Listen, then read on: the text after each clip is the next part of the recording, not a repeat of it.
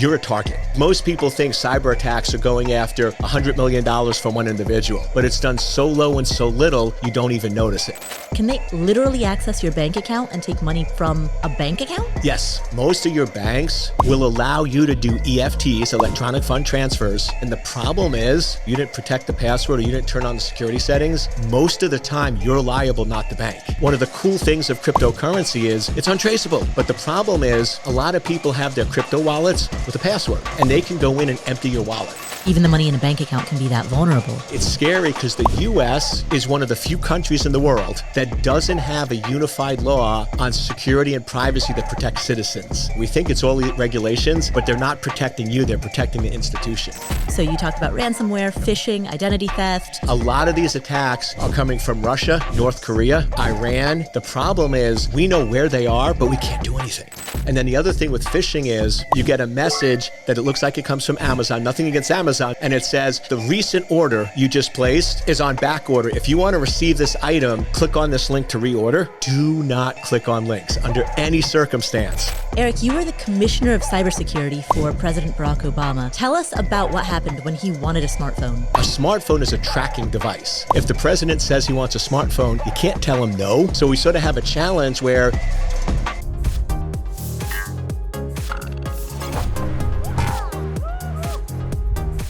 what if invisible digital threats are putting your money at risk right now?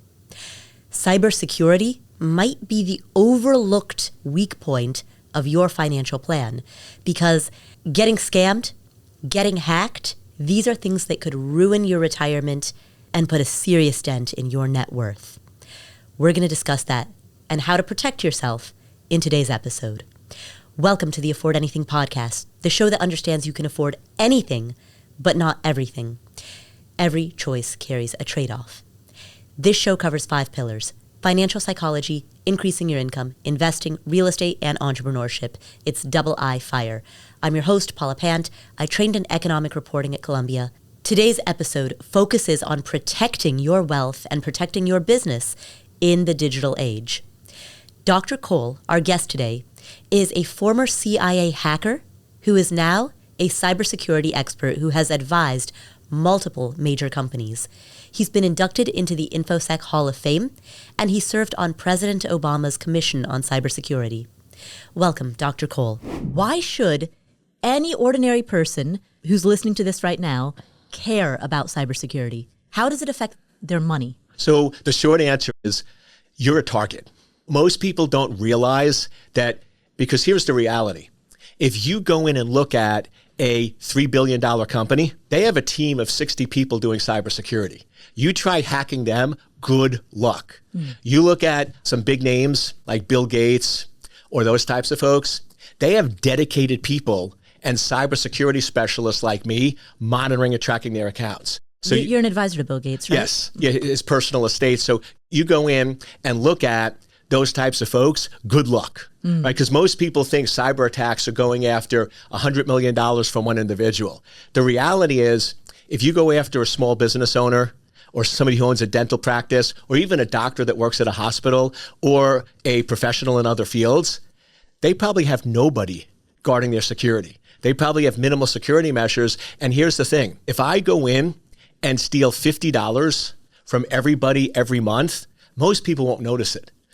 And I'll show you some tricks later, but most people don't check their credit card statements. So if there was a $20, $30, $40, $50 deviation, they wouldn't notice it. So we sort of call it the death by 1,000 cuts. So the reality is you could have money being drained from your account that over years could be costing $20,000, $30,000, but it's done so low and so little, you don't even notice it.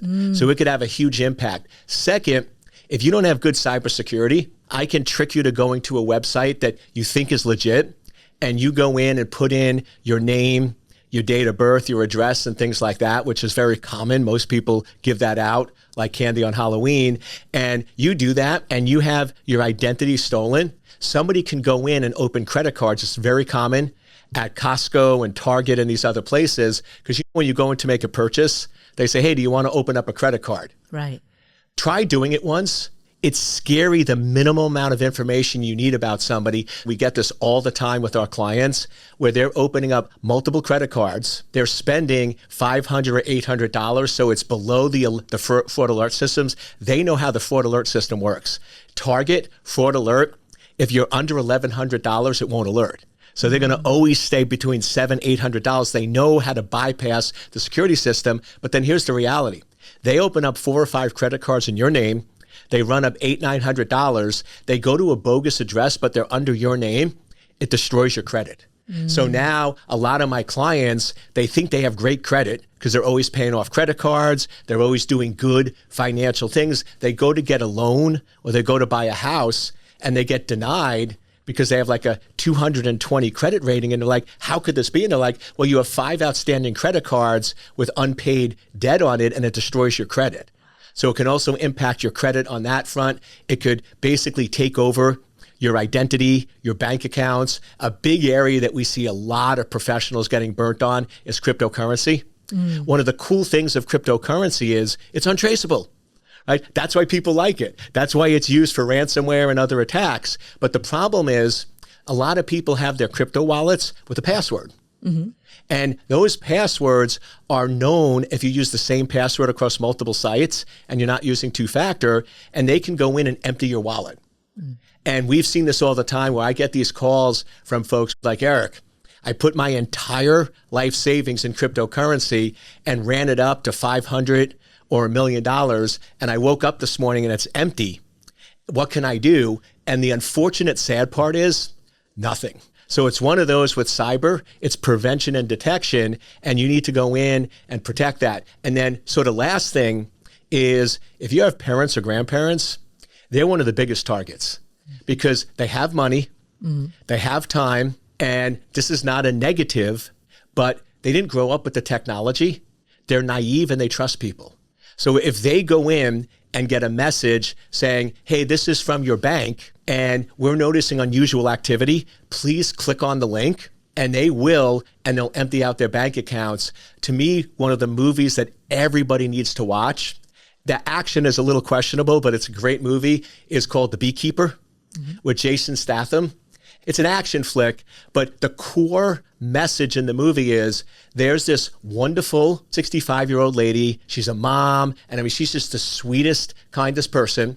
And she has her life savings of about $800K, and she's running a nonprofit to help underprivileged children. And she raised $3 million to invest in a orphanage for these kids. And she gets this scam message that says, hey, you've been hacked. Please call us. We'll clean up your system. And it's real, it's a fraud. And within 10 minutes, she gives away all her information. They're super good, wipes out her entire life savings. And then because she's so distraught, she takes her own life. And unfortunately, those things happen a lot where we see that with parents and grandparents. And imagine if your parent or grandparent got hacked and they lost everything, that would be devastating. And then the other big area that just, I don't even like talking about it because it gets me so angry and frustrated. And you've seen recent stories with these sextortion with kids, where these kids, very successful, they're 17, 18, they're real good in sports, they have a scholarship, they're accepted to a college, and somebody hacks or does cyberbullying, and a lot of these kids can't handle it.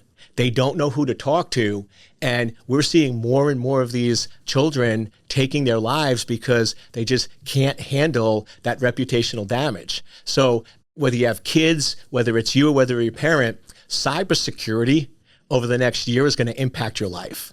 So if you don't start taking it seriously, and the good news is, as we'll talk about, there's lots of easy, common sense things you can do, but it's one of those things where every day, when I wake up in the morning and throughout the day, I'm getting calls from family members, friends, or people that found me online with these devastating stories.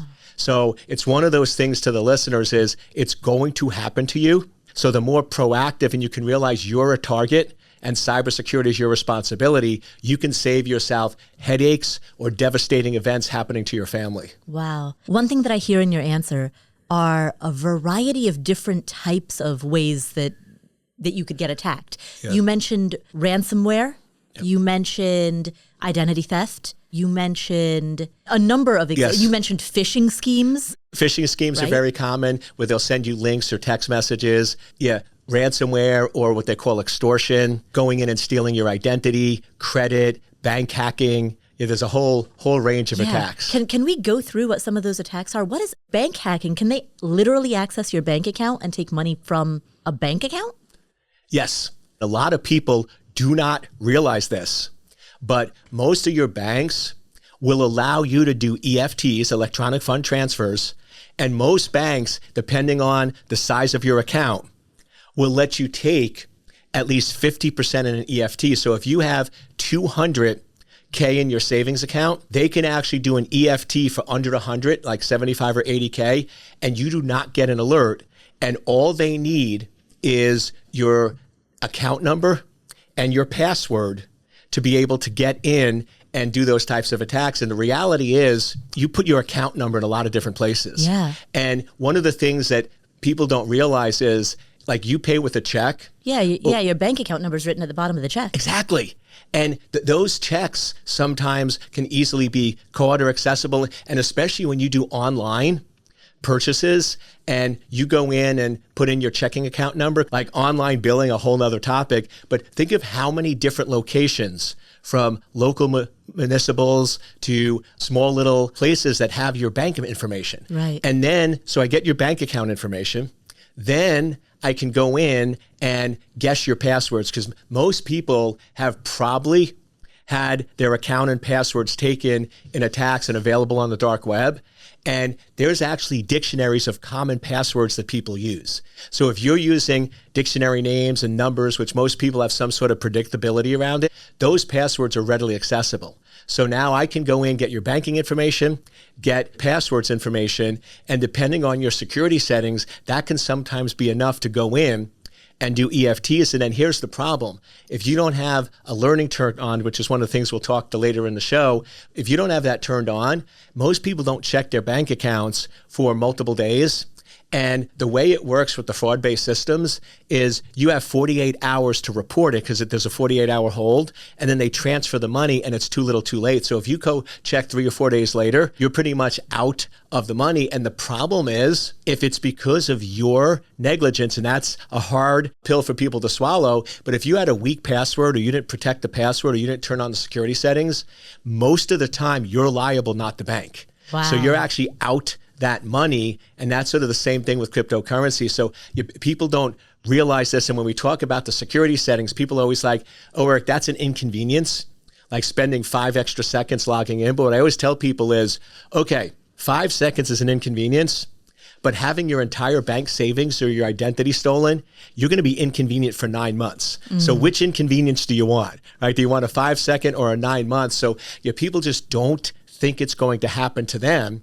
And the reality is it's happening to average people, folks that are business people, small business owners. So whether you're making 100K or 100 million, it's across the board. Nobody is spared from these attacks. Why 9 months? Just because if you go in and your identity is stolen or your bank account is wiped out, if you look at the amount of effort, because you're going to have to submit forms, you might have to get attorneys, because some of these banks are getting hit so much, they can't pay out or go in and give you the $90,000 back. So you have to sometimes fight them, do legal action, put in new security measures, and then think about most people, if they lose $90,000, that could impact their lives. They might have to sell their car or sell their house or apartment. So when you look at... So you mean many months? Many months, Many yeah. months. So it's not a set number, but I'm saying it negatively impacts you. If you look at the emotional impact, like your kids going to college, and you saved the money to put them to college,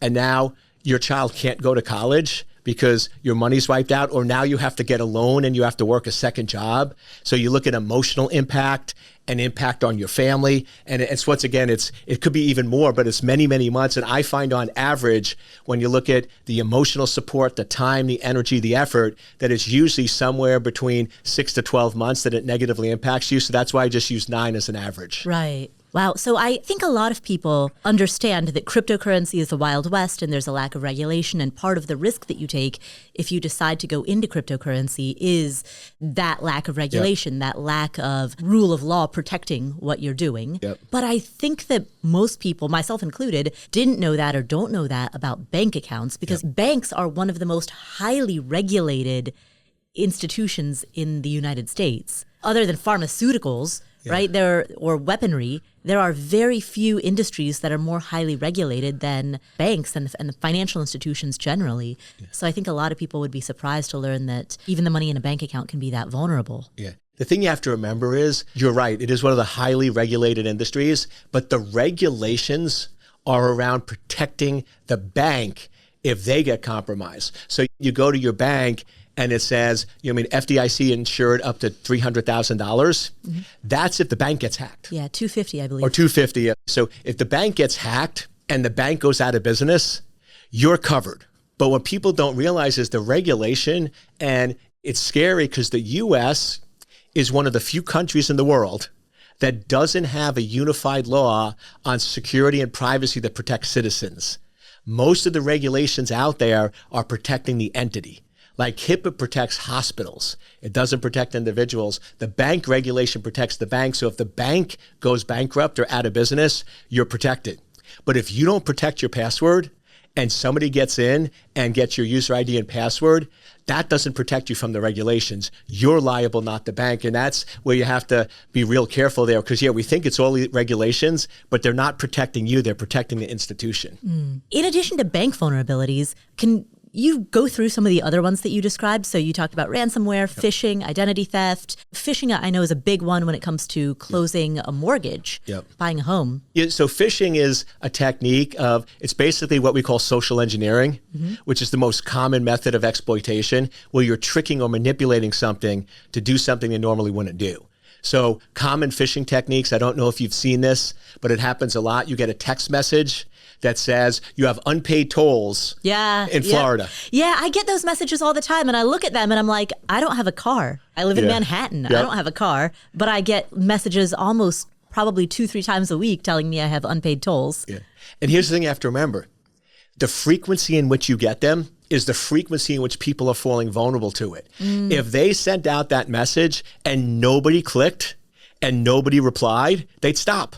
So when you're getting any of these, like the unpaid tolls or messages from Amazon or your bank or things like that, and it's fraud because you look at the messages or you look at the email and you're like, hey, this doesn't feel right.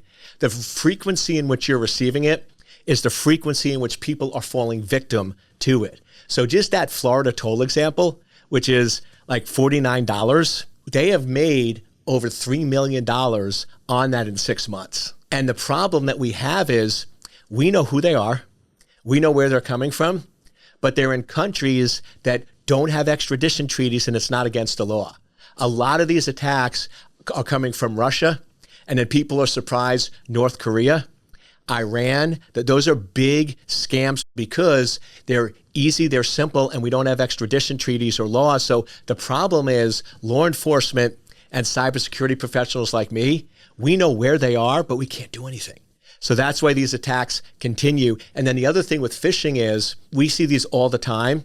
You get a message that it looks like it comes from Amazon. Nothing against Amazon, just they're the biggest retailer. And it says the recent order you just placed is on back order. If you want to receive this item within the next 24 to 48 hours, click on this link to reorder. And you go, how do they know who ordered it?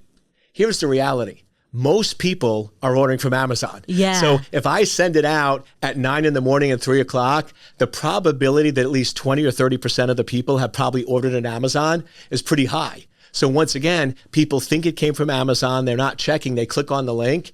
And then once again, stealing credit cards, stealing bank accounts, stealing money, stealing information along those lines. So that is by far the most common. And one of the tricks we'll talk about later is do not click on links under any circumstance. And you're like, but Eric, how do you then do business? Use the app. So if I get a message from Amazon that says, hey, there's an order that has an issue, I don't click on it, I delete it, I go to the app. So you have to just train yourself on good cyber hygiene. And then the other big attack, it's more business focused, but it happens with individuals, is ransomware. where essentially they go in, and it's usually done with a link again, where you click on a link and it goes and encrypts your hard drive. Or if you're at a company, it goes to your database of all your clients and encrypts it. And then it basically pops up a message saying, unless you pay X amount of money, you'll never see the information again. And once again, these are big businesses. One of the big one is there's a company in Russia, So it's an actual company called the Cyber Investment Firm. It is a company, it's a building, a 3-story building. They have 700 employees. These employees get benefits, they get salaries, they get days off in PTO. They go into the office, they have badges, they have everything else, and the entire business is going in and doing ransomware. Wow. And once again, because in countries like Russia and others, there's tied to government officials, so it's not illegal. There's no extradition treaties. So these are actually running as businesses that are targeting you and your family, and they know what your price point is. The average person that has all their family pictures, all their taxes, all their information on their computer or laptop, if I encrypt it and say you'll never see the data again, but if you pay $300, you'll get it back, is your pictures, is your life, is your tax returns worth $300? Absolutely. Right. So most people will actually pay it, and it's a sad state of affairs. But as security professionals, even law enforcement, because there's nothing else we can do and the encryption is so good, we can't break it, that we unfortunately tell people in most times, it's actually better to pay the ransom than to be out and lose all that information and all that data. And now companies, they go in and know other price tags. I don't know if it came all the way up to New York, but if you remember 2 years ago, the Colonial Pipeline, the biggest oil pipeline for gasoline on the East Coast, our gas stations were closed for 5 days. We had no gas. On Monday, when it happened, I went to get gas to fill up the car. It was a 30-minute wait at the gas station. Wow. And by Tuesday evening, every gas station was out of gas. Wow. So like people were panicking and do you live in the DC area? In the DC area in Virginia. And all these security professionals like, oh, they're not going to pay the ransom. They're not going to pay the ransom. I was one of the few that broke the story on they're going to pay the ransom, because the reality is if they don't pay the ransom, they're going to lose $30-40 million in lost revenue.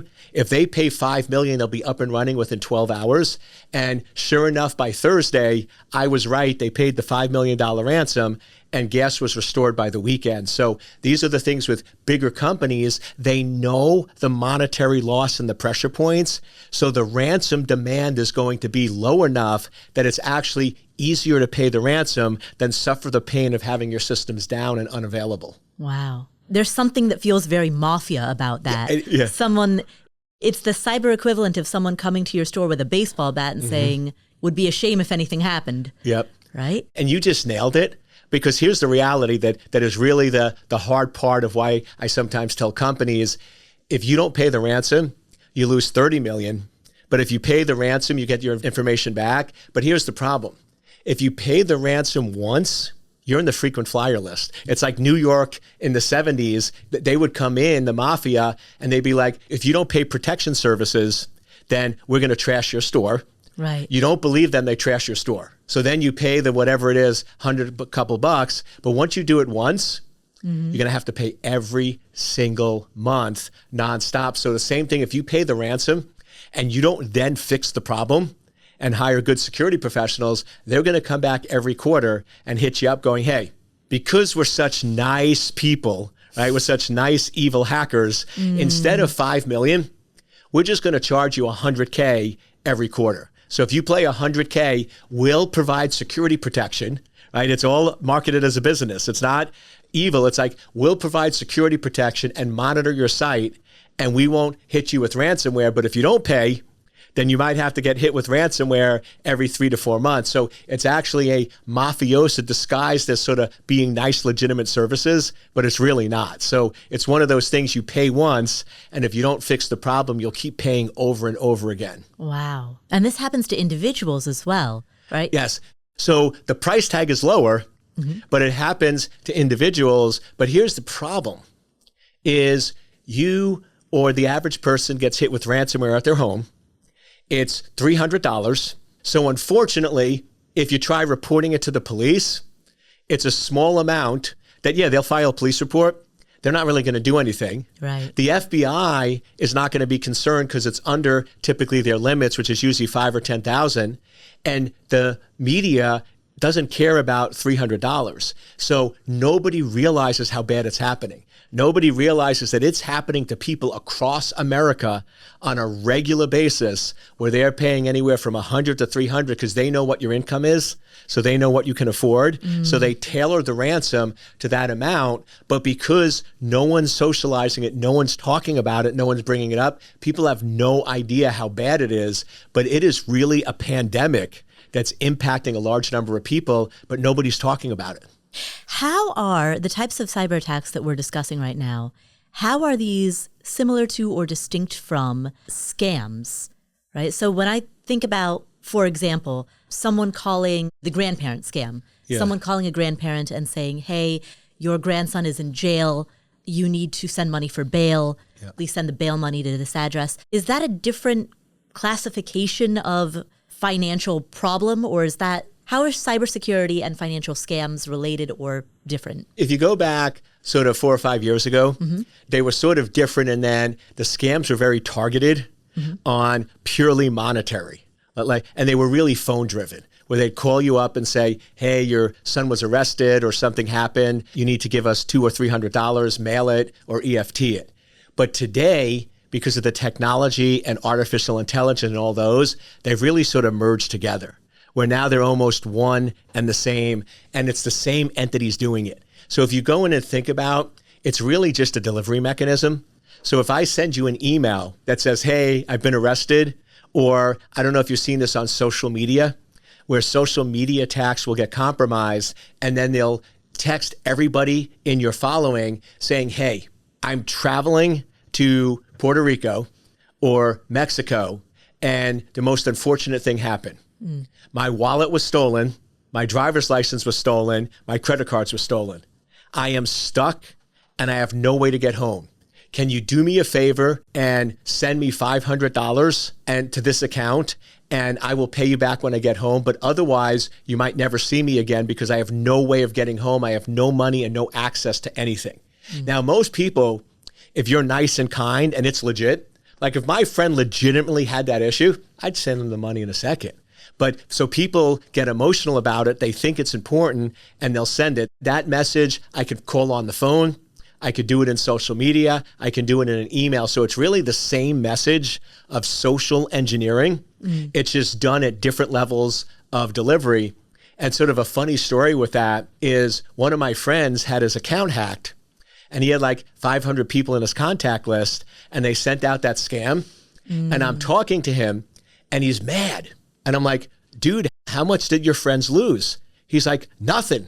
I'm like, why are you mad? He's like, because none of my friends cared. He goes, here I'm telling them that I'm stuck in a foreign country, and not one of them paid the amount. And I'm like, dude, you're missing the point, right? But it was funny how people emotionally react going, nobody cared enough to actually fall victim to the scam. So it's sort of crazy. And then you layer on, like you look at those scams where they call your parents and say, hey, I've been arrested, or the grandparents. Right. They used to just use a voice saying, hey, this is Officer Jones. I just arrested your son and he's at bail for X amount. But now with AI, they're actually mimicking your kid's voice. Right. So now, because think of a lot of kids put videos out. Your child puts a video out, I have their voice. Right. I now can train an AI model to mimic their voice. And now I can call their grandparent, because guess what? Their grandparents are following them on social. So very easy for me to find the grandparent. A lot of people list their contact information. So now I can call the grandparent with the actual child's voice saying, hey, this is Erica. And it sounds exactly like their voice. And now the probability of people falling for it is much, much higher. Exactly. I actually had a conversation with my parents about that, because when AI first became ubiquitous, I became really nervous about the fact that as a podcaster, we're at over 600 episodes. Yeah, there's a lot of your voice and video. Exactly, exactly. Right? And each episode is a minimum of an hour, sometimes an hour and a half or longer. There is probably 1,000 hours of my voice in the public domain. I'm incredibly easy to mimic. Yes. And so to the best of my knowledge, that hasn't happened yet. But what does happen, and what's frequently happened with me, social media, I will have accounts that pretend to be me. There will be these, what's the word for it? Like a spoof account, right? Yeah. A spoof account that pretends to be me and that sends out messages to all of my followers. And it's, without exaggeration, there have probably been at least 150 spoof accounts that I'm aware of over the years. And what is concerning to me is that on multiple occasions, there are people that I know, nobody I know closely, but distant acquaintances, who have genuinely believed that they've been having an exchange with me. So one time I went to Greece and I was chatting with a friend of a friend, and she started bringing up this conversation that we had had on Instagram. And I was like, what are you talking about? Yeah. As it turned out, she'd been chatting with a spoof account, believing that it was me. And it was only the fact that we happened to meet face to face in Greece that cleared the air. Otherwise, she might have believed that forever. Yeah. And you're a prime example is influencers or people that are on social media, the more influential you get, the bigger your target. Right. Like, and I hate to say this because you're growing rapidly. So unfortunately, it's going to happen where somebody is going to start putting out videos with AI that look like you, but they're going to have discriminatory messages or negative publicity trying to go in and hurt your brand or hurt your reputation. And then the other thing that you've been lucky so far, because it sounds like you must have good security on your Prime account, but the other scam is they set up all these bogus accounts for you, and then they take over your Prime account and they say, unless you hire, and notice how they do it. They don't say ransomware now because that could be illegal because some of the laws. They go in and say, unless you hire us for security protection, right? The mafioso model. Right. And unless we hire you for security protection, you'll never get it back. But guess what? If you hire us and we do reputational improvement and monitoring, so it sounds really legit, and we'll make sure this doesn't happen in the future. And because you're such a great, wonderful person with such a great message, Paula, we're going to go in and charge you $39 a month. Now, once again, you don't like it, but $39 a month to get your account back and to be able to talk to your audience and not have it hijacked with bogus accounts is probably worth it. Then they'll go in and say, hey, for an upcharge of $29 a month, we'll remove all the bogus accounts. So now when people search on your name, they only get your account and nobody else. And once again, for most people, the discomfort is so hard that the money is worth it. And they're now spending $60, $70 a month, so less than $1,000 a year on so-called fake cyber protection, but to stop your account from being hacked and stop the rogue accounts from being set up. We get contacted by influencers all the time that are just like, I'm losing hundreds of thousands of dollars because my account's been hijacked and I can't communicate, and bogus accounts are putting out false information. So now my user base is getting corrupt, frustrated, and biased, and I'm losing followers, I'm losing money. How do I get it back?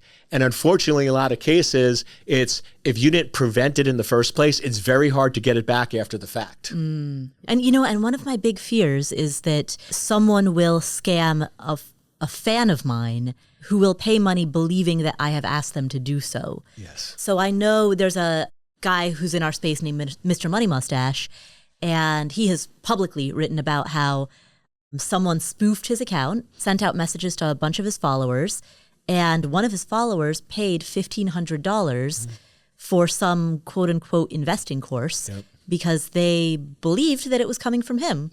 Because that person trusted him as the recipient of that trust. That is such a responsibility, right? So that's a huge, huge fear of mine. I know that many of the spoof accounts that have pretended to be me have sent messages out to my followers asking, either talking about some quote-unquote investing course or asking if they invest in crypto. Over and over and over in my Instagram stories, I will create videos, of myself saying, hey, it's me, like just to reaffirm I will never, ever, ever, ever, ever in my life will never initiate a DM to anybody, B, I will never DM any one of my fans to ever ask for a sale of any sort, not even for a course that I actually run, right? Just never going to do that by DM. But when I tell my audience that, I know that it's only a small fraction of them who are actually hearing that, Yep. right? And statistically speaking, the overwhelming majority of people are not going to hear those messages. Yep, exactly. And then this is a hard part is like with your friend, if somebody does that where they create a fraudulent account, Yeah. and a lot of people don't understand it. So now they think you took $1,500 from them. So now the question is, what do you do? Do you tell them, well, listen, that wasn't me and sort of stinks to be you? And then they're going to be annoyed at you because they're going to think you ripped them off. Or in a lot of cases, these folks, if they're making enough, they'll actually be kind enough to refund the person or give them a free course or give them something else. But then you have a financial impact because somebody else created fraud. So yeah, you're on the right thing putting messages. But the other big thing is to really tell everyone, this is my only account. I do not text from any other account. This is my only Instagram account. So if you're getting messages from anybody else, don't click on it. Don't go there. Don't post it. Or the other thing is you got to be a little tricky is you then hire somebody to go to all those bogus accounts. And when they post articles or comments, you put a comment in basically saying, this is not me. This is a fraudulent account. Don't click on it. And because most of them are run by bots and not humans, they don't catch that. So then you can at least be proactive. But then here's the question. Do you really want to spend and should you be spending $15,000 or $20,000 on hiring a person to solely protect yourself against trollers and cyber criminals out there? Right. But unfortunately, as you grow as an influencer, it's a necessary evil because there's people that are going to be targeting you. Yeah, I've seen it on Instagram and Facebook so many times. I am not exaggerating when I say a minimum of 150 that I know of. Yep. And I only know about it because one of my fans will contact me and say, hey, is this you? Or hey, I think this is a fake account. And my team can tell you, like, Yes. we get that all the Yep. time. You've been lucky because it sounds like you have really good security and they haven't been able to hijack your primary account, but I can guarantee you they've tried. Wow. And you've just had good security, but a lot of them don't. And I get called all the time from, and I won't mention some of the big names out there. And they're like, Eric, my account's been taken over. What do I do? Wow. And there's not a whole lot we can do after the fact except pay to get it back. And then we'll really roll up really good security so it doesn't happen in the future. Well, on that note, I'm going to hand you my phone. Okay. All right. And so tell me, what am I doing wrong? Here's my phone. It's unlocked. Go wild. Okay. So first thing you did wrong is hand me your phone. Yeah. You never, ever want to give your phone to anybody else. You never want to give it to a child. You never want to give it to a kid. Like I see parents in restaurants where they have younger kids and the kid is crying or screaming and they hand them their phone. Yeah. Because kids just click anything. Right. Kids go on anything. My family knows, not in my pocket, but nobody knows my passwords. Nobody gets access to it. Like this is like a body part. Like you try to take this, it's like cutting off my arm, right? You are not getting access to my phone. That's sort of the first thing is you want to control it. And then if we just go through, so first thing is way too many apps. Yeah. So I'm guessing if I go in, I don't want to be too intrusive, but if I look at usage, you probably haven't. Feel free. Okay, be intrusive. Yeah, you probably haven't. So you can actually see what I'm doing. So I'm just going in and looking at your usage data. Looks like about 60% you haven't used in 45 days. Yeah. So if you're not using those apps, you definitely want to go in and turn that off. And then one of the big things, let me go into find where your settings is. So if we go under settings and then we go under your security, and what I'm looking at there is the tracking of the data. So to see if you have tracking for which apps, so we'll put in your location. See, one of the things you are doing good is you have small print. So for people like me that can't type, you go in. So I'm looking under location services. Do you realize that you have all these different apps are tracking your location? Wow. So like Be Real, Passing, there's a compass that tracks your location, which if we go in and we look at the Compass app, which my guess is, it's actually made in China. So like you talk about TikTok as an issue. So you actually have a Chinese company that's tracking your location because you have a Compass app on your phone. We then go in and Instagram's tracking your location, Mighty's tracking your location, PayPal, and like it's about 70 different apps. And the good news is you're like most people. Yeah. And people don't realize one of the most dangerous things is free apps. Because free isn't free, because it basically means that whenever you download it, they're putting on location and monitoring your camera on your device. So then if we go in, and I also look at access to your photos, that's also similar. So these are all the apps that can actually access your camera without you knowing about it. Wow. So there's a list of like, how many is that? So 1, 2, 3, 4, 5, 6, 7, 8, 9, 10, 20. It's about 35. 35. There's 35 apps that whenever you use them, they can technically turn on your camera without you knowing about it. And then the other one that always shocks people, because, oh, you're actually doing really good on microphone. Wow. The other two, I'll maybe give you a C minus, but microphone, you'll get an A because you only have a few. Ooh, look at that. Yeah. But if you want to go in and be scared because this happens, one of the ones we always see is Chrome. And if you do this where we start talking about, let's start talking about painkillers. Right. And medicine and ibuprofen. Ibuprofen, yes. We'll talk ibuprofen, Aleve, naproxen, acetaminophen. Yeah. So you go into Chrome now and you type in HO and it will autofill in how much ibuprofen to take. Wow. Because Siri's actually listening all the time. Let me check that on your phone. Yeah, you have Siri turned on. So Siri's listening, and that's what most people don't realize. They're not recording what we're doing. I'm like, how would Siri answer unless it's recording everything you're doing? So those would be one thing. The other big thing, let me check on your, I won't read your text messages, but so your text has auto archive to the cloud, which means even if you delete a message or remove a message from your phone, it's still on your device and it's still getting backed up to the cloud and we can recover it. So we work on a lot of these. I don't like them because it's an evil part of society, but these super high profile, like Hollywood stars, when they get divorced and there's hundreds of millions at stake, we get involved and we can get their phone and we can find deleted messages of inappropriate pictures, communications with people that they shouldn't be communicating with, and other factors along those lines. So that would probably be, okay, personal hotspots turned off. Good job on that. That's one we check. We look at Bluetooth. Actually, once again, I'm impressed. Most people with Bluetooth, and I'm victim to this because I have so many devices, actually have auto discovery. So you have about 30 or 40. You don't have auto discovery on, which is very good. You only have a few devices there. So good job on the Bluetooth. But that's something users want to check of how many different Bluetooth devices, because that's the scary thing. Is a lot of people, because they like convenience, they have auto connect Bluetooth. So now, like if you go to somebody's house or location, I have what I call a play phone and a real phone.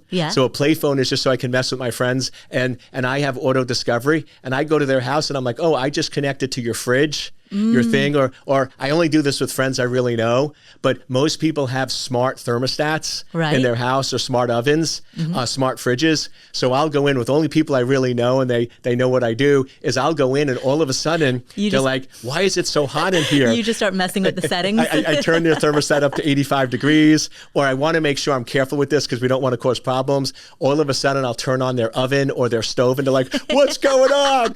And they just don't realize how open the different technology is. So I would say I could keep going, but those are probably some of the big things that I always look at on people's phones: is number of app, free apps, location services, tracking, pictures, camera. I mean, those are really the big things you want to look at. Microphone and Bluetooth also. The other one I'll look at real quick. Okay, once again, you're pretty good here. I look at subscriptions. Most people, they don't realize it, but they get these apps that are free. But if you read the fine print, it says in 30 days, you'll be charged $19.99. And then they go in and they don't realize it, but they have like almost $700 or $800 a year worth of subscriptions that they're paying, and they have no clue. I watch my paid subscriptions like a hawk. I was going to say, you're actually doing you're actually sort of, I would say, in the upper tier of people that are security aware, because most of the time, the big gotchas, you're actually doing really good here. I mean, you have the legitimate ones like Instagram, ChatGPT. Those are pretty valid ones. So you're actually doing pretty good on the subscription side. So I would say overall, you're actually doing pretty good. Oh, excellent. But Thank you. Those are the big things that for the users is number of apps, usage of apps, free apps, subscriptions. Then look at location services, look at camera, look at phone, and then look at those key areas, and then also look at cloud backup and permanent delete for texting and others, because the default settings are not secure. And people don't realize this, but once you hit send, save, or post, it lives forever. I didn't bring my forensic tools, but if I did a forensic analysis, and I wouldn't do this to you because it's personal, but I could pull up any deleted text messages, any deleted information or pictures or anything like that. So people that are doing questionable things or texting or sexting or stuff like that, where they don't think it's there because they delete it, it's still there and it can still be recovered. What about how secure is WhatsApp? Because I ask because I recently had a bunch of friends. We were all talking on WhatsApp and everyone was like, you know what, let's move to Signal. And they're like, we don't trust Meta. Meta owns WhatsApp. And I was like, oh, I don't want to move to another. Yes, I know. I'm so burned out on various messaging platforms. I don't want to adopt yet another one.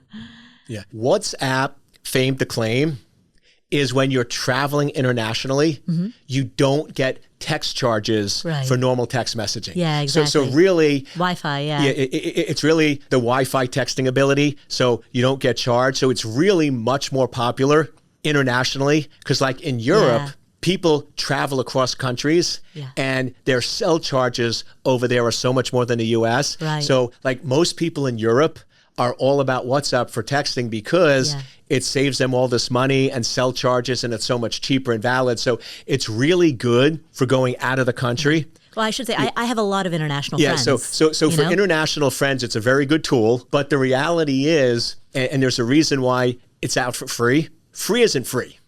Because think about this. How in the world can Meta run WhatsApp? It's a lot of servers. It costs them, I think the last numbers I saw was about $55 million a year to run WhatsApp, and they're not charging you a penny. Right. How can they do that? That's a bad business model. Except, think of all the data they get.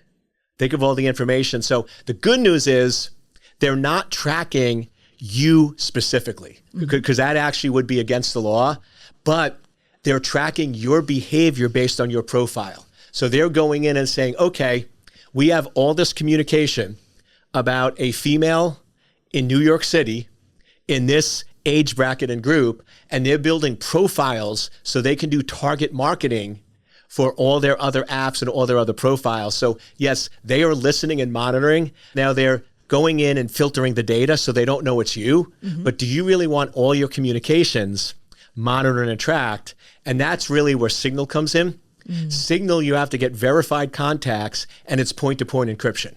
So nobody can read the messages. Now, I know if you watch the news, Signal has sort of gotten a little negative press because of some of the people in the White House, but that had nothing to do with Signal. That just had to do with bad user hygiene. That's not a single issue. That's a user issue, right? And one of the things I always jokingly say is you can have the best security and best encryption in the world, but no matter what you do, you can't secure stupid. They're just doing silly. I'm not trying to insult anyone, but the stuff they did with Signal is just ridiculous and simple. So if you and your friends are really concerned about security, like you're doing national secrets and things like that, then Signal is most secure. I'll be honest with you, with most of my friends and most of my communication, because I don't like a lot of apps, is we use WhatsApp just because I'm the same way. I have international friends. I travel internationally. And to me, we're not having any top secret conversations that would get anybody arrested or any issues. So I sort of just accept the risk that they're doing general profiling on us, but there's nothing specific that can actually be used against me. So it's one of those, if you're aware and accept the risk, I would say it's okay. If you really start getting into very confidential type discussions, like sometimes when we're working merger and acquisition deals, because the SEC requires a security review. So if we're doing like high-end merger deals or acquisitions where we're going to China or Australia and we're negotiating a $300 million deal and I'm part of the advisory team, we use Signal for all of that. Because like you use texting or WhatsApp or anything else, they will be able to monitor and see your discussions. And we actually had that where we had executives using standard texting and communication while they're in China negotiating a $300 million deal, and we go into the negotiations the first day, and we're really close. They're saying, hey, we want 350. The Chinese company is saying 280. And we're like, okay, we're super close.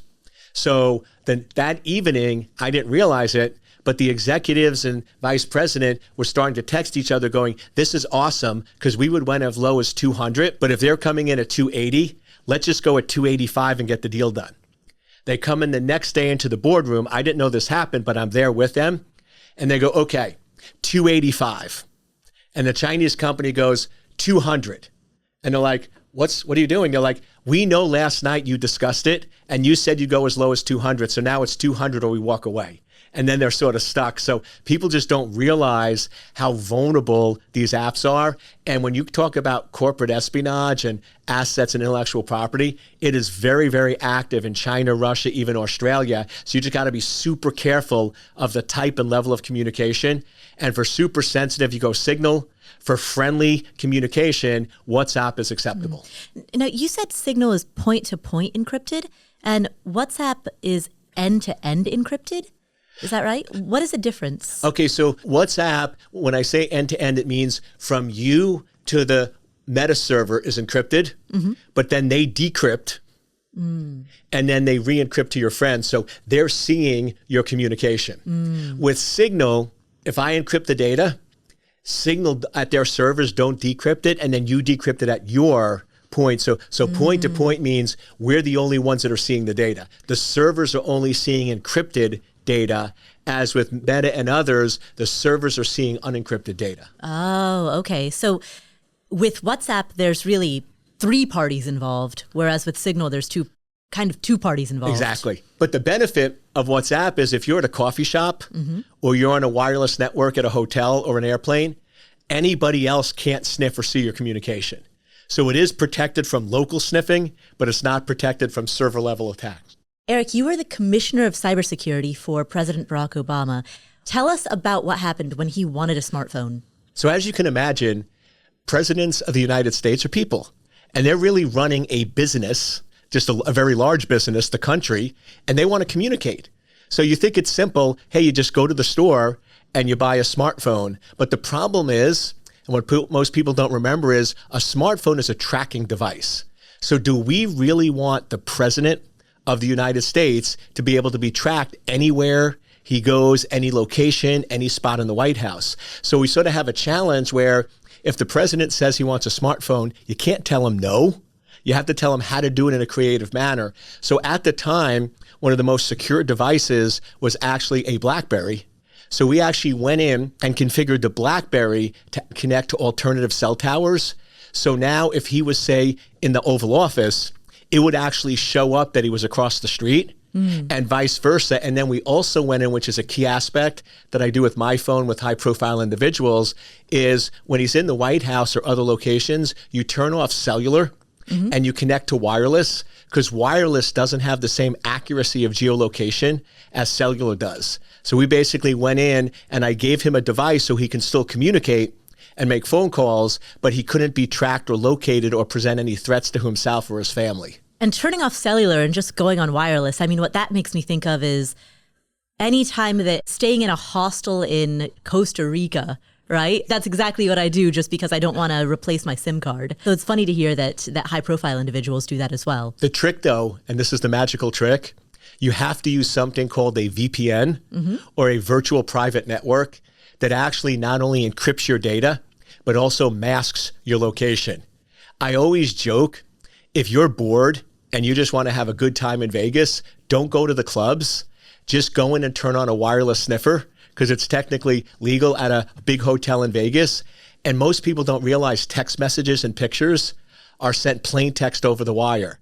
So you can get some very interesting and unusual and let's say spicy information from individuals, and they don't realize that. So if you're going to be texting over wireless at hotels or coffee shops or anything else, it's super simple. You just go to the App Store and put in VPN, virtual private network, and there's free apps, commercial apps, and then not only is the data encrypted, but you can mask your location. So now it's even better. So for example, with Barack Obama, we set up his VPN that it can look like he's in Chicago or Nebraska or the location. So now if somebody's actually tracking his device and his IP address, he shows up in an alternative location than where he's really located. So it also provides a level of obfuscation in terms of tracking and monitoring. I mean, VPNs have been around for so long that I feel like don't understand exactly how, but the powers that be seem to understand when you're using a VPN. I say that from the perspective of someone who will sometimes I'll be in a foreign country, I'll use a VPN to try to access HBO Max, right? To make it look as though I'm in the United States. And I still get the message that says, sorry, this is not available in your area. Yeah, so what's happening there is direct VPNs where you're actually basically just encrypting to the local ISP in that country.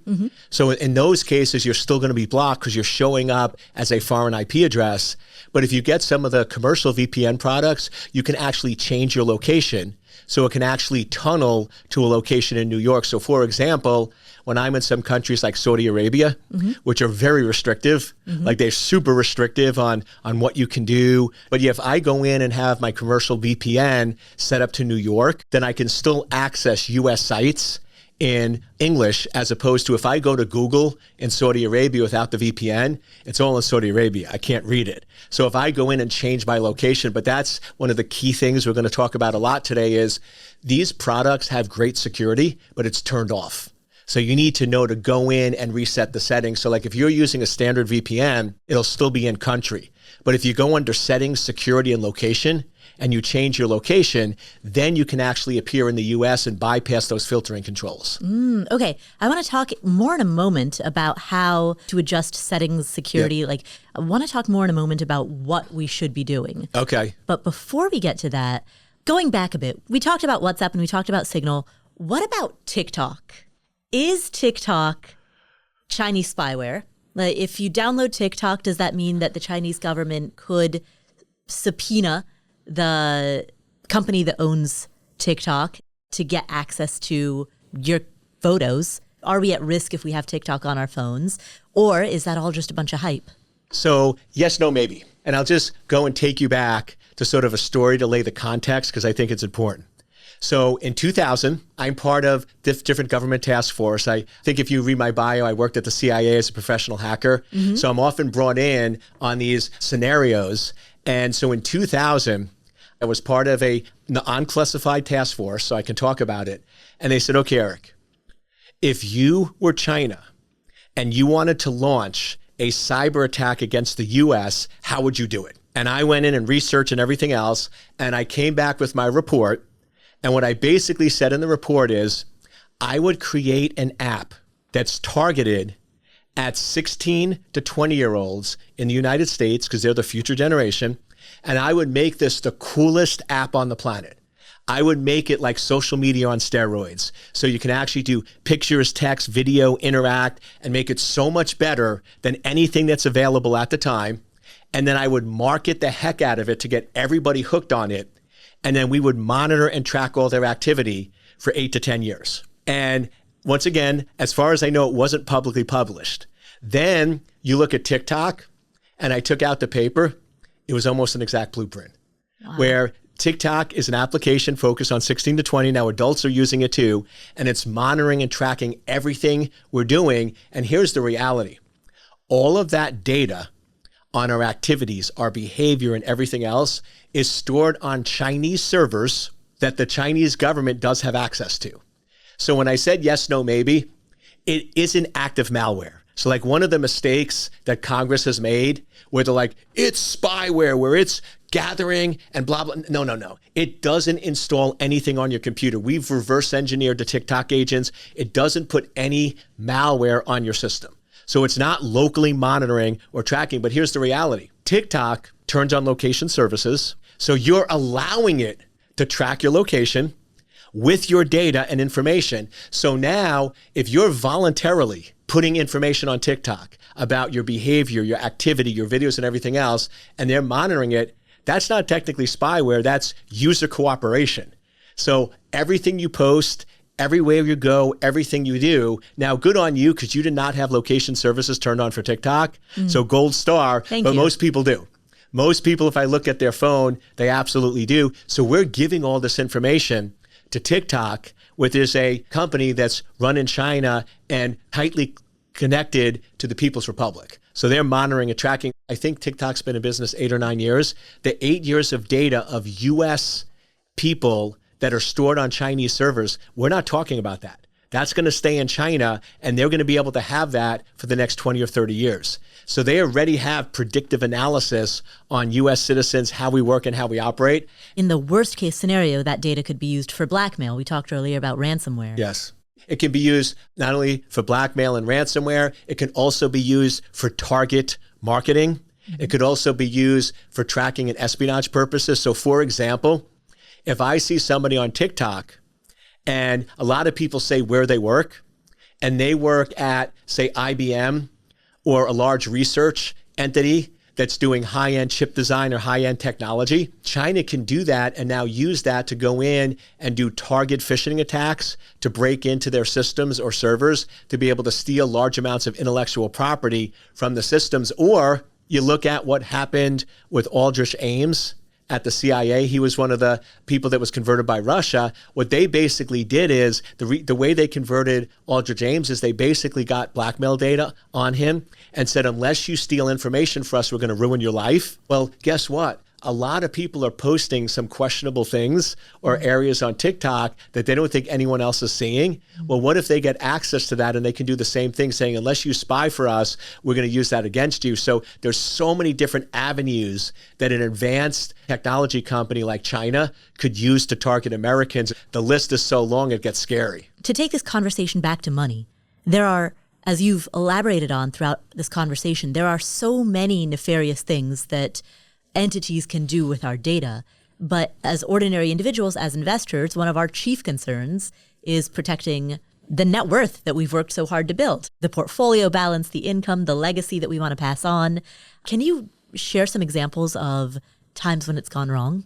Absolutely. And one of the biggest areas that we see all the time, and I know I've seen a lot of your episodes and you're very big on real estate. Mm-hmm. Real estate's a great investment. And I know you have many properties. I have a lot of properties. And we go in and we buy real estate. Well, very often we're going to go in and get mortgages or closing, or we're going to even pay cash.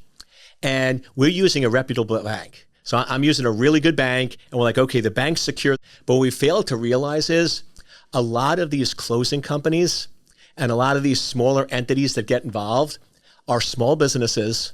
They don't have really good security, and they can often be hacked or spoofed. So I see it all the time, but I'll give a specific example. It's a family that was in Ohio. Yeah. And I mean, they were doing okay, but they were 2 school teachers, and they always dreamed of going in and having a farm. Like they just wanted to have a nice farm, like a nice farmhouse and tractors and things like that. And one of their parents, they were the only child, and their parents actually did pretty good investment and had good amount of money. And the dad passed away a couple of years, and then the mom passed away, and they inherited $1.3 million. The farm they wanted was 1.2. Their dream is going to come true. They go to the bank and they don't really need a loan because they're going to pay cash for it, and they get everything arranged. And then get the closing company. They put an offer on the farm. It gets approved. They're going to close in 45 days. And 5 days before closing, they get the message that they're expecting from the closing company that basically says, here's the account information that you need to transfer the money to in order to go in and buy the house. Their real estate broker said you're going to be getting the message 3 to 5 days. It was on the legitimate letterhead. The email looked okay. It came from one of the brokers there. And so they said, great. So they go to the bank, they do the EFT, they transfer it to that account, and then they show up at closing and they're all excited and happy. And the other side goes, do you have a check? And they go, what do you mean? Well, how are you going to pay for the house? You said you offered to sell 1.2 million. And they're looking at each other going, we transferred the money according to the closing company to your account 5 days ago. And they go, we didn't send any email. And it turns out it was a scam. And we got involved because there was sort of lawsuits of who's liable in this case. And the email for any average person looked legitimate. It looked valid. It had all the proper authentication methods. And it turned out that the closing company servers were hacked, and they were sending emails out to select individuals that were cash-based deals. Because here's the reality. There's very few cash-based deals. So if you're going in and you get a loan and you're only putting $80,000 down, an attacker doesn't want that. So they broke into those servers for 3 months and they were waiting for a big cash deal. And once they saw this $1.2 million cash deal, they then targeted them only. And because it was only a one and done, nobody knew about it. And because there was a reason why they did 5 days. Remember I said earlier, you typically have 48 to 72 hours. You have 2 to 3 days. Right. So by doing 5 days, the money was gone. And now the question is, who's liable? Right? The banks were saying that they weren't. The closing company was like, well, you clicked on the link. That's your fault. And we're saying, well, no, you didn't have proper security and you were compromised for 3 months, so it's your fault. And then it gets into legal litigation. But here's the part that's heartbreaking. They lost the farm and it's being fought in the courts, and it's been a year and a half because civil cases in the courts are so backlogged. And if you don't know the court system, criminal cases take precedence. And because the courts are so backlogged because of COVID, if you file a civil case today, an individual, it could take 2 to 3 years to get through the courts. And then even if you get a successful verdict from the jury, they could be appealed. So this couple might not see their money for 3 to 4 years. They're heartbroken, right? They lost their farm, and now they're spending a lot of the money on legal costs to try to get that money back.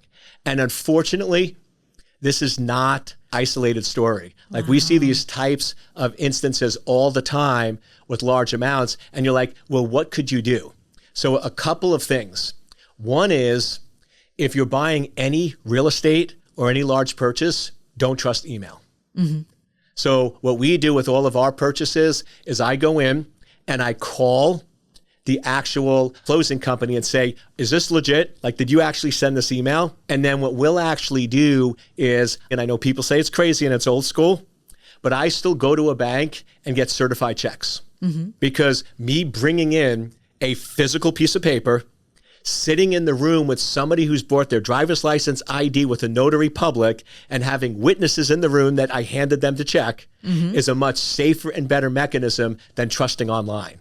So even though I'm a cyber guy, I'm an internet guy, a futuristic, I don't trust a lot of those traditional systems. So when I'm buying my real estate or I'm doing my investments, it's all paper checks that I'm bringing with me that's assigned to the person, certified so it's valid, and they'll do it. And then I hand that over. Or whenever I do mortgages, I actually make the mortgage broker come to my house, or I go to a bank. We don't communicate email. I tell them that when I'm buying real estate or I'm doing any large purchases, we talk phone or in person.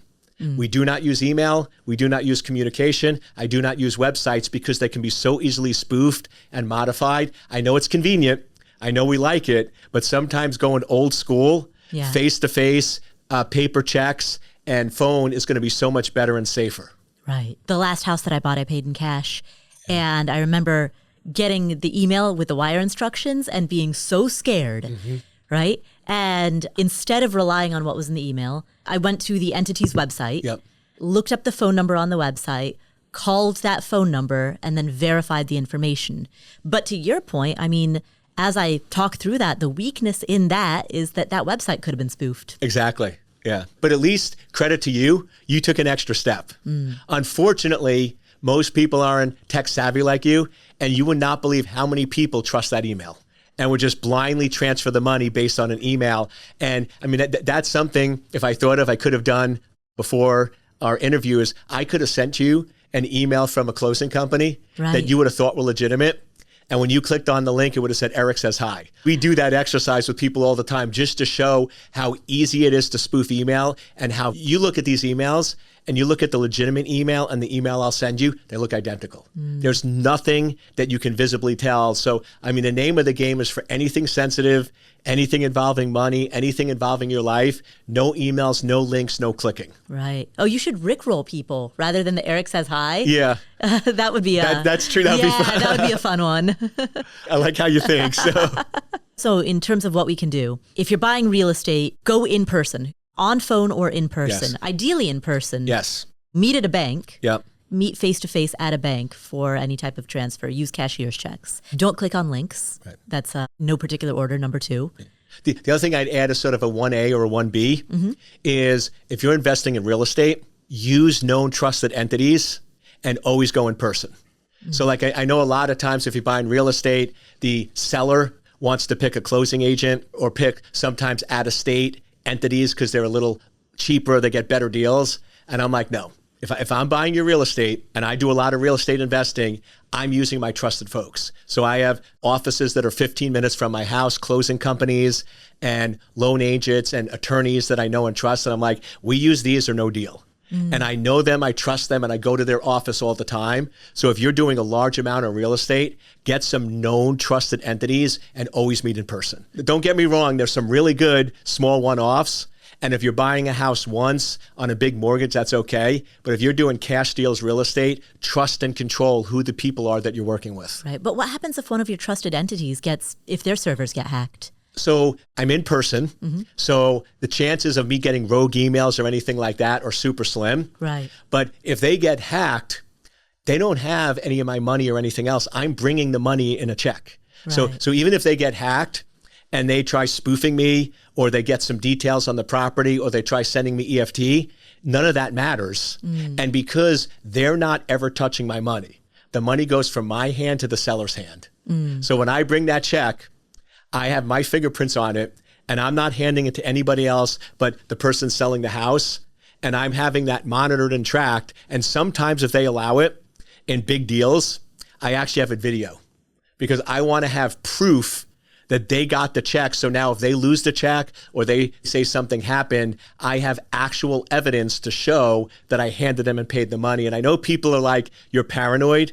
I'm paranoid, I'm crazy, I'm insane, but guess what? I'm safe, I'm secure, and my money's protected. So sometimes online, it's so wild, wild west that having a little sense of paranoia and a little craziness and a little sort of over the top being paranoid is going to go a long, long way to protect yourself. Right. What would you do? So if you're buying out of state real estate, you say you want that check to go to the seller. Yeah. If the seller is out of state, the piece of real estate is out of state, your closing agent can be local, right? What video are you taking? Who are you handing that check to? So in that case is if you're actually doing pure out of state where you're not actually meeting with them, whoever their local representative is, then I will go in and hand them the check, or in some cases where that's not practical, because unfortunately there are some real estate deals, like we do some condos and some renovations and it's all done online. Right. In those cases, I will then have a Zoom video call that I record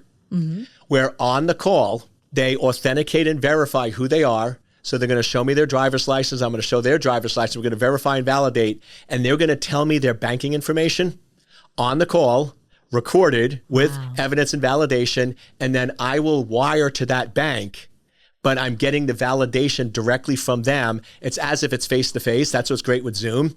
Technology is it's like a face-to-face meeting, and you can record Zoom. And here's the cool part. It's a social thing, but it's bizarre. If we're in a conference room meeting personal, and I want to video it, it freaks people out. Right. Like it really bugs them out. Like this is the weirdest thing on the planet of you videoing me. It freaks people out.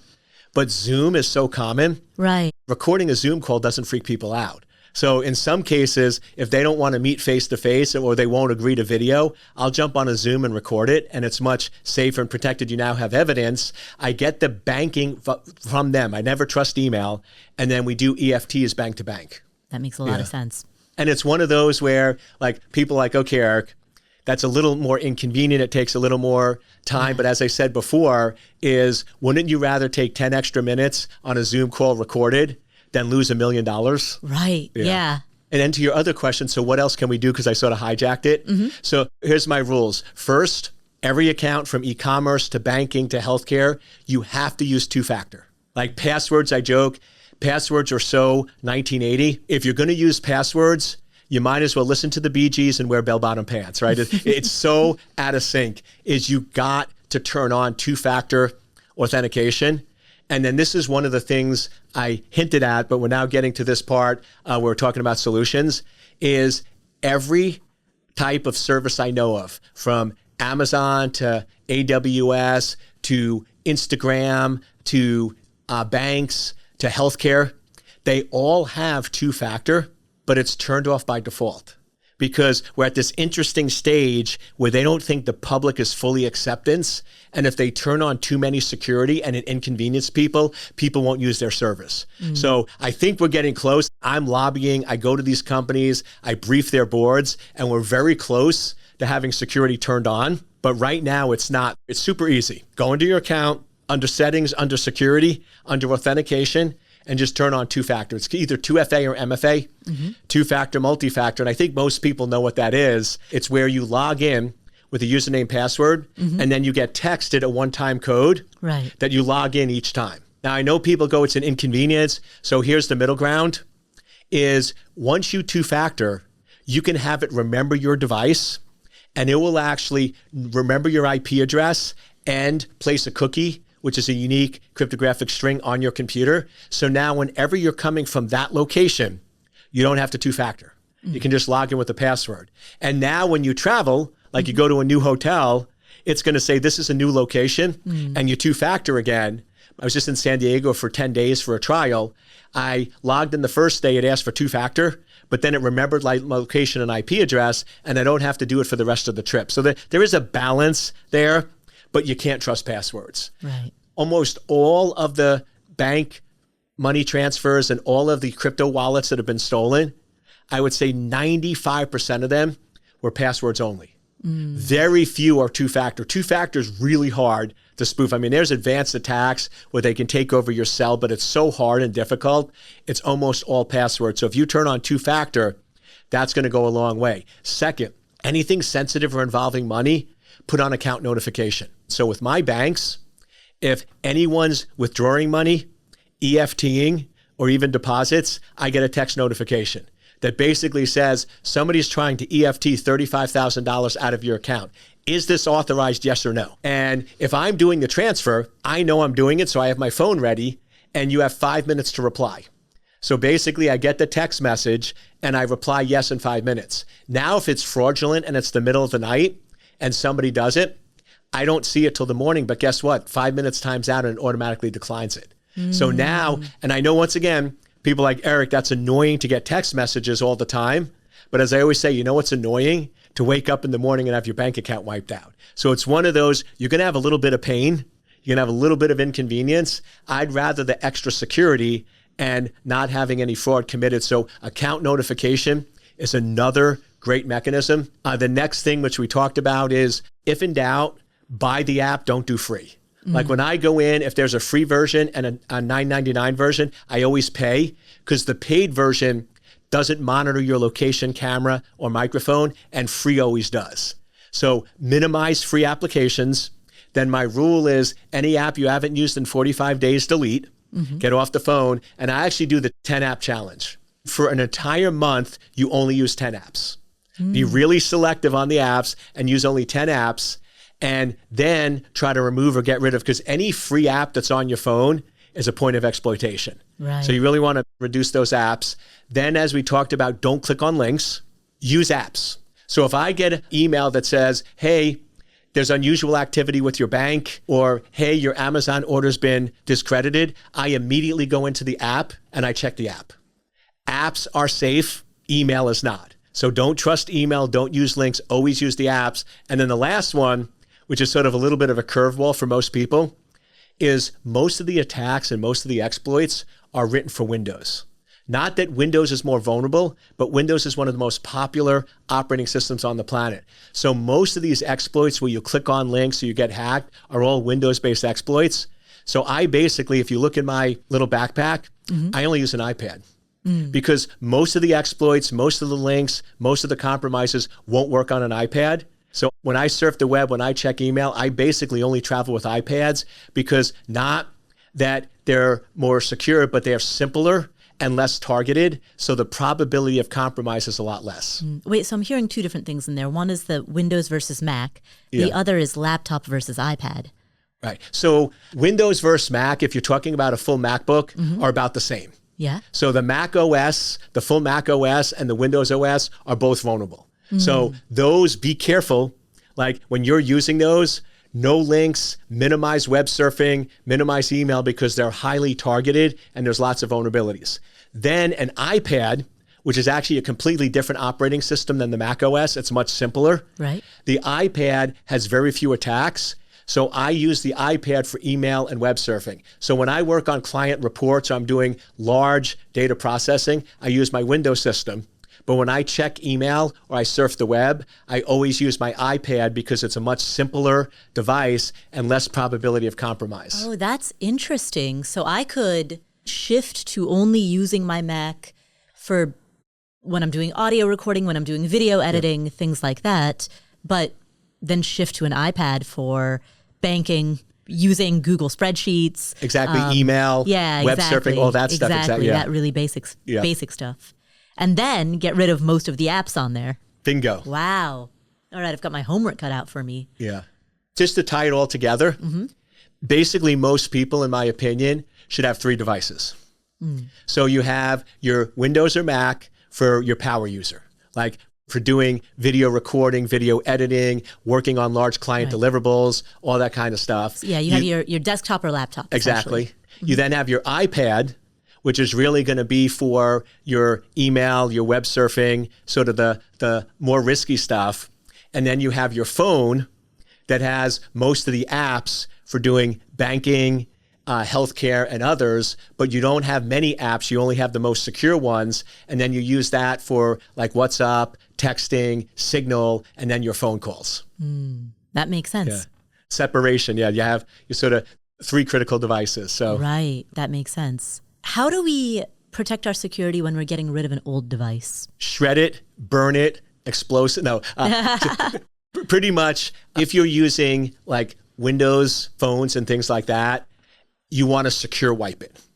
So like if you go to the Apple store and you're getting a new phone and you transfer everything over to a new phone, and then you go into the old phone and you say delete, and it securely deletes it, that's actually really good. Like they have good encryption, good wiping on it, and it removes everything.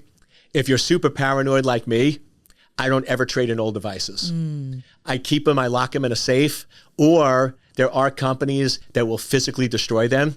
Like they will come and like some of my real old, I got to the point where I had like 10 phones and I didn't have room in my safe anymore to keep all of them.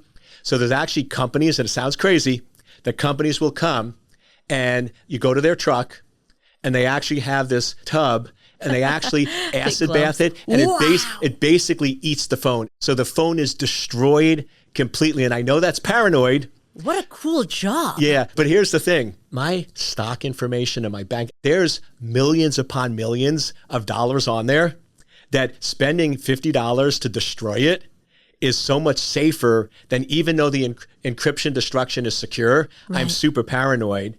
And then with like laptops or MacBooks, what you want to do is remove the hard drives, and because you're not going to, these are small things, you're not going to acid bath the whole laptop. Plus, it's not really good because of all the electronics and glass. So you actually want to remove the hard drives and physically destroy them if it's super sensitive. Now, for some of your listeners, they're like, okay, Eric is off his rocker and nuts. So for those that don't want to do acid baths, right, of their devices, there are secure delete programs that you can actually go in and will encrypt your entire drive 5 times. And the probability of recovery is almost nil. So if you want to go in and use the secure delete programs like in Apple phones, that's good for the average user. If it's super sensitive, millions worth of dollars of investments, go in and do the physical destruction. Biometric data. When we give access to our biometrics to, let's say, something like Clear, how safe is that? Is that something that you would do? So you asked the right question, which is what I do it. Right. So here's how I make security decisions. And here's how I recommend people making security decisions. It's never yes or no. It's 2 questions. First, what is the value and benefit? Versus what is the risk and exposure? And then if the value and benefit is worth the risk, I do it. So to answer your question, I use Clear. Because here's the reality. What Clear does is it has my biometric data, but it has a small sample set that's unique to Clear. So if you look at facial recognition, and not to geek out on you too much, there's actually around 80,000 different unique points about your face, which I know is crazy if you look in a mirror and go, there's 80,000, but there's 80,000 unique features. You only need 4,000 to get an accurate reading. And one of the reasons I use them and I research them is they don't go in and take all 80,000. That would be dangerous. They only take 4,000. So now, even if somebody compromised Clear and they only got 4,000, every other biometric system you're using are using different data points, so they wouldn't be able to replicate or steal your face. It would only be a one-time usage. Now, could somebody go into Clear, get my biometric representation, make an actual mask, and wear it in an airport and try to pretend me? Yeah, but here's the thing. The probability and difficulty is so hard to do that I'm willing to accept that risk. I travel all the time. Getting through an airport 30 minutes quicker every time I travel, if you look at my billable rate, that's well worth the risk of somebody potentially stealing a very limited subset of my mask. So to me, the benefit outweighs the risk, and I use Clear. Right. They might not make a mask and use it to try to get through an airport, but could they make a mask and use it to try to Face ID into your phone? No, because the phone uses a different 4,000. So everyone has a unique algorithm where they use different data points to get in. And then, the phone, I use biometric data. I love it because it can unlock and so quick. And everyone's like, oh, Eric, that's such a big risk. Because they're like, if somebody gets your face and get your phone, they can log in. Well, here's my response back. If somebody has access to my face physically and they have my phone and they're forcing me, they probably have a gun to my head. Yeah. And guess what? I have bigger problems. Right. Because guess what? If I didn't use biometric and I only use passwords and somebody has a gun to my head or a gun to my children's head, I'm giving them the information. So it's one of those where sometimes security professionals get too crazy with the hypotheticals going, oh, I would never ever use biometrics because if somebody got this, this, and this, I'm like, yeah, but if you got in that situation, you have a bigger problem at that point. Right. Now, could somebody break into my house when I'm sleeping, try to go in and unlock my phone? No, and here's why. Your eyes have to be open. And now they go, oh, Eric, what if somebody breaks into your house, gets you while you're sleeping, opens your eyelid and does it? Once again, I have bigger problems at that point, right? So you got to be practical about it where, there's a risk, but the probability is so low, I'm willing to accept the risk. Right. I have a friend who keeps talking about the YubiKey. Can you explain what is that? That's a device that you plug in to your phone or your computer that basically auto-authenticates you to allow you to go in. So if you don't have the YubiKey, you can't access the device. So it's basically like a key to your house. Okay. Is something like that beneficial? Is that something that you would recommend to the average Joe or Jane who's listening to this? No. Here's why. 2 reasons. One, it's something for you to lose. Think of how many times people forget things at home, forget their car keys. I've had friends that use it and they go in and they're at the office or they go on a trip and they forget it at home and now their phone is bricked. They can't access it at all. So to me, it's an additional point of failure. And then here's the other reason why I don't recommend it for the average person. Where are they going to keep their YubiKey? With their phone. I noticed you have the little wallet on the back. Yeah. So guess what? They keep their YubiKey in the little wallet. Well, that sort of defeats the purpose because now if you lose your phone or somebody gets your phone, they're going to have the YubiKey. So unless you have like really high-end security practices where you're going to have a separation and you're going to have somebody with you that has the YubiKey that they can give you to plug in, like national secrets, like I would recommend the Secretary of Defense do that because he always has a cadre of people with him. So now he has his phone, somebody else, and when he's going to transfer secrets about a war strike in Yemen, he gets the YubiKey and plugs it in. So for that type of very high-end information, I recommend it, but I don't use one because it's just the risk factor of being locked out versus the benefit isn't worth it to me. I have other security measures in place, and that's probably one of the other things I want to recommend really quick, endpoint security. Like EDR is called Endpoint Detection and Response. Companies like CrowdStrike, Sophos, McAfee, Symantec, you want to have the endpoint security on every one of your devices. So we said 3 devices. Yeah. You want endpoint security on your laptop, on your iPad, on your phone. Most people do it on their laptop, but they don't do it on their phone and iPad. Once again, it's $59 a year for 3 to 5 devices, and having extra level of protection is going to help protect. To me, spending $59 on an EDR for your device is much better than having a YubiKey where you have to remember it and plug it in each time. And that's for Mac users as well. You Exactly. would also recommend Pretty that. much every operating system has EDR or endpoint security. I remember in the old days, it seemed as though that was primarily, well, I'm thinking about Norton antivirus for Windows. It was only Windows, yeah. Right? Yeah, and Norton antivirus was often so slow that I was like, this program itself is the virus. Yes. You know? So 15 years ago, you're right, the endpoint was so terrible and it was so limited, people didn't use it. Today, it's so much more optimized and advanced, you wouldn't even know it's there unless there's a problem. What you mentioned that you have a safe. What else is in your safe? Or what should we all put in our safes? I work on very high-profile litigation cases. I've had multiple billion-dollar verdicts. So when you're working on a $800 million lawsuit against a very large company and you have access to their trade secrets or their source code that's worth hundreds of millions of dollars, I'm under protective orders that if I don't protect that information and secure it, that I could be liable. So I'm required in those cases with a PO to lock up any of that sensitive data in a safe. So that's one of the first things I have a safe for is critical client information and client data. I also, when I'm not traveling, I store my passports in the safe. I also have my birth certificate and like documents like that. Any investments like bonds and stocks, I keep in my safe. I'll also be a little careful here because I don't want to be targeted, but I'm also a big believer in having cash on hand. So I have not crazy amounts that somebody would want to break in, but I have a certain amount of cash in that safe just for protection reasons. I then also back up my devices locally. So my laptop, my phone, my iPad, I don't always trust the cloud. I have local backups every month that I also keep that in my safe to be able to keep that protected. And then I'll usually go in because my iPad, I use so much for business. I have a backup that's imaged and replicated. So it has an exact duplicate copy of all the data, all the information, all the apps. I keep that in my safe. And then the last thing that shocks people, but I believe in redundancy and backup, is my passwords. I know everyone says don't write passwords down. I'm a practical security practitioner.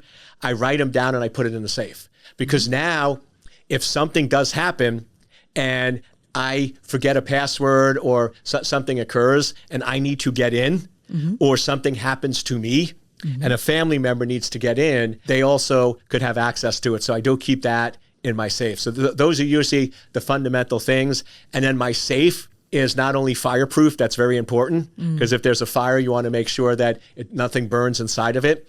And then I use a two-factor component, is I use a combination and a biometric. So now in order to get into my safe, you have to go in and have my biometrics, and you have to know the combination.